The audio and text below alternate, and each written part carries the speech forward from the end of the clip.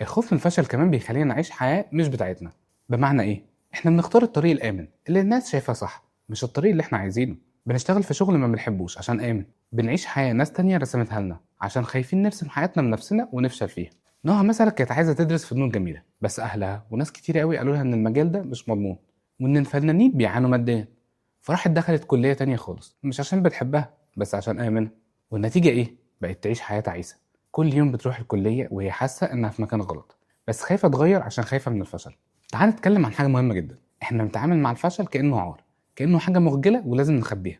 بس الحقيقة إن الفشل هو أكبر معلم في الحياة، وكل الناس اللي وصلت لحاجات عظيمة فشلت مرات كتير قبل ما تنجح.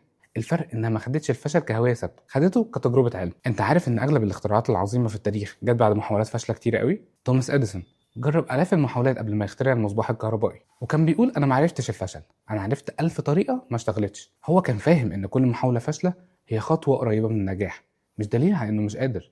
المشكلة إن مجتمعنا بيعلمنا من وإحنا صغيرين إن الفشل عيب، وإن النجاح هو اللي بيحدد قيمتنا. في المدرسة لو جبنا درجات قليلة أهلنا بيزعلوا، مش عشان خايفين علينا نتعلم، لكن عشان خايفين الناس تقول إيه عننا. وده بيخلينا نكبر وإحنا رابطين قيمتنا بالنجاح مش بالتعلم أو بالنمو. الخوف من الفشل كمان بيخلينا نعيش في دايرة مفرغة. بنخاف نجرب حاجات جديدة فما نطورش من نفسنا، فبنفضل في نفس المكان.